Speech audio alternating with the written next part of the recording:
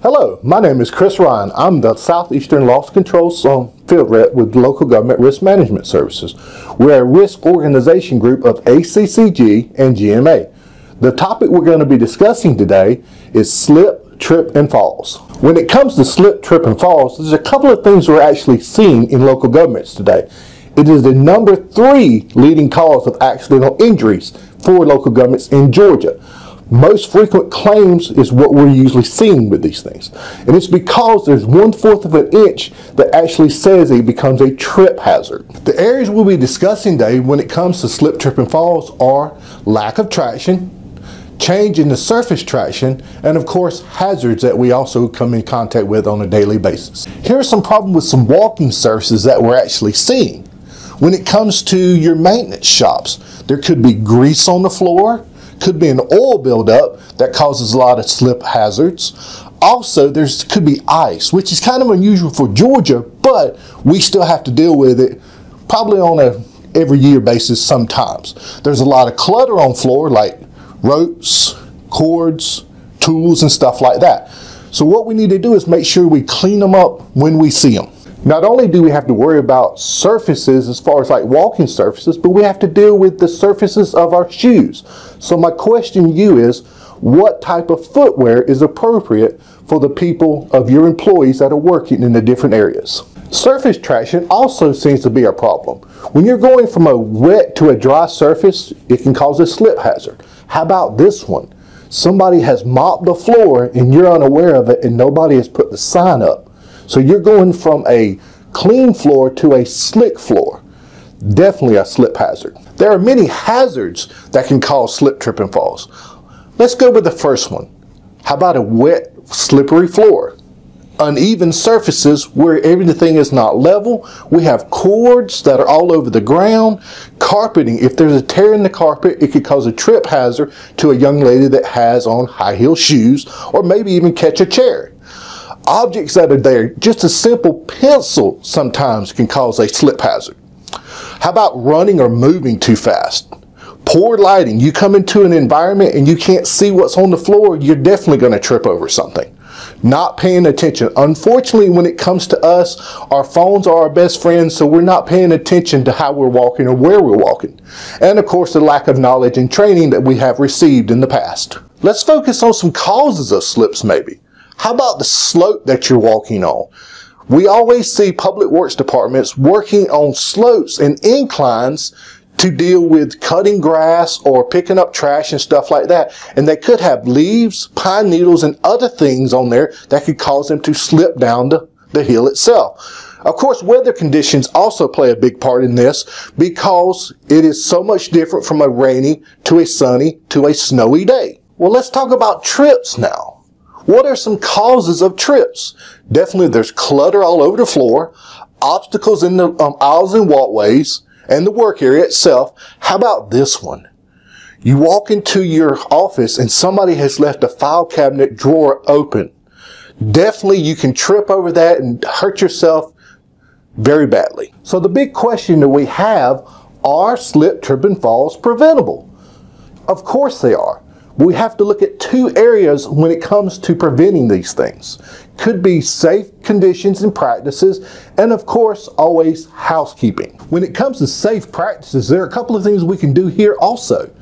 Definitely we can survey the area, warn others, use that self-preservation so you don't get injured, and like I always said, housekeeping is essential. Surveying the area is also very important. Take a few seconds to scan it and make sure there's no trip hazards, cords, or anything else lying on the floor. Concentrate on what you're doing to make sure that you're looking for the right things. And also, it's very important that you pick stuff up when you see it. That way other people will not trip over the same thing that you've seen before. So in other words, use that common sense approach, the duh approach. After you scan the area, now it's time to warn others. Don't assume everybody knows where these hazards are. So make sure that you're telling everybody in advance, there's a problem in this area. Report the issue definitely to a supervisor or somebody that can correct the hazard. And do some follow-up also and make sure that it's being cleaned up. Remember, others are important, But your self-preservation is important also. If you have to go that way, make sure you're looking to slow down. Make sure your weight is forward, especially if you're walking on ice, you're bending your knees, and you're taking the necessary steps not to fall. But the best thing to do is find an alternative way to go. The most important thing when it comes to self-preservation and making sure everybody's safe is housekeeping. It's the single most important factor when it comes to prevention of a slip, trip, and fall. Plus, it also says that you respect your work area. So definitely clear up the aisles. Make sure the walking surfaces are clean. They don't have any oil on them. It's not time to band-aid something. This is the time to clean it up correctly the first time and make sure everybody has a safe working environment all over. Some people say that housekeeping is actually like a snake in the corner. It may not get you now, it may not get you a week from now, but sooner or later it will jump out and grab you and injure more people than it should. So like I said, it's time to clean up and let's get rid of all these snakes and stuff in our buildings. So what is the proper way to fall? Unfortunately, no one wants to fall, but there is a best way to fall.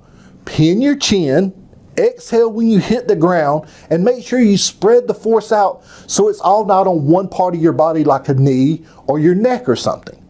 But remember this, stay down until you're sure that you're okay. It's the people that jump up because they're embarrassed that usually are injured more because they're not watching what they're doing. Before we start beginning to talk about ladder safety, let's watch a small video and tell me, is this good ladder safety or not?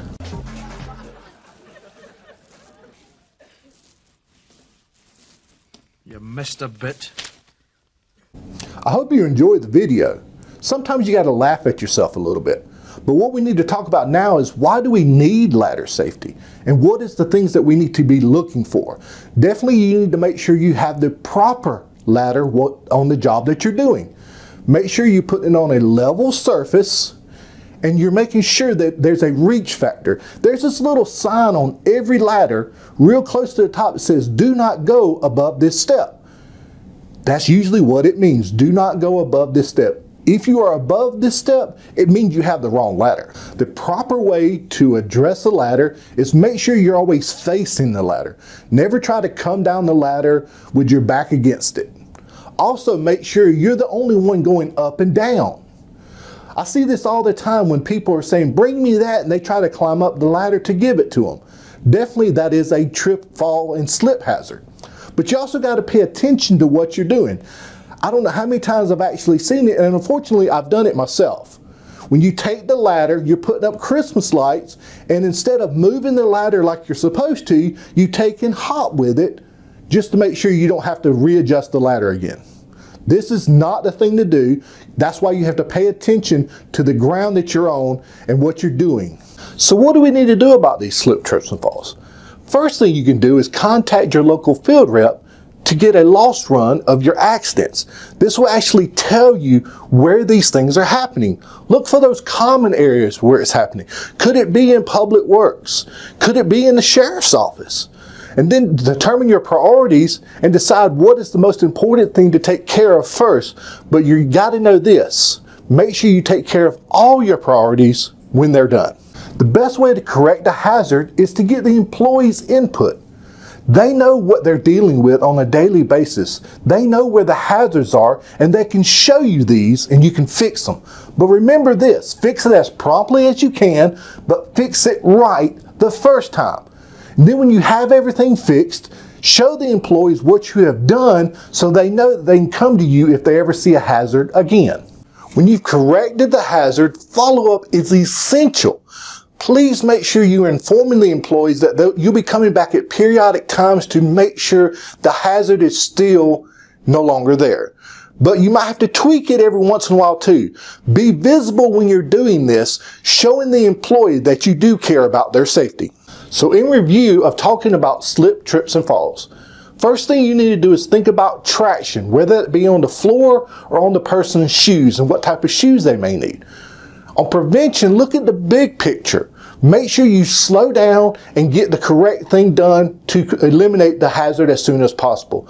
But remember this, the most important thing to do when it comes to preventing these hazards is good housekeeping. Make sure there's signs up, there's clear walking ways, everything. But you also got to remember about ladder safety, because that will come back and haunt you. You don't want that person falling from a ladder because they are doing it the improper way.